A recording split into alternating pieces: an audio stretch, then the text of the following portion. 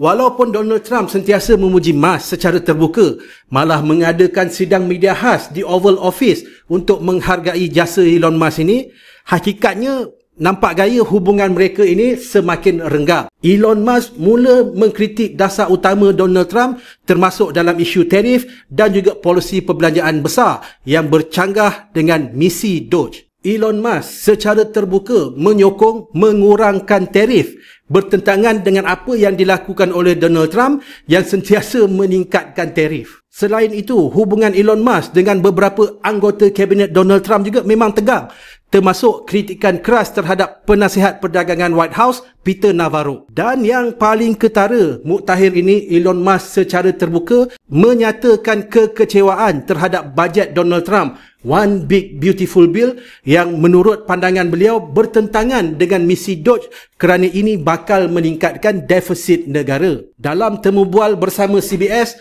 Elon Musk mengatakan beliau sangat-sangat kecewa kerana rang undang-undang itu akan menambah hutang negara dan secara tidak langsung menjejaskan segala usaha pemotongan bajet yang dilakukan oleh Doge. Bukan itu aja, dalam masa yang sama, penglibatan politik Elon Musk ini juga mula memberi kesan buruk kepada reputasi dia dan juga kepada Tesla. Jualan kereta Tesla merudum di seluruh dunia. Bilik-bilik pameran diserang. Kereta-kereta Tesla dibakar di banyak lokasi dan Elon Musk akhirnya mengakui akan terpaksa mengurangkan sumbangan politik serta kembali fokus kepada perniagaan.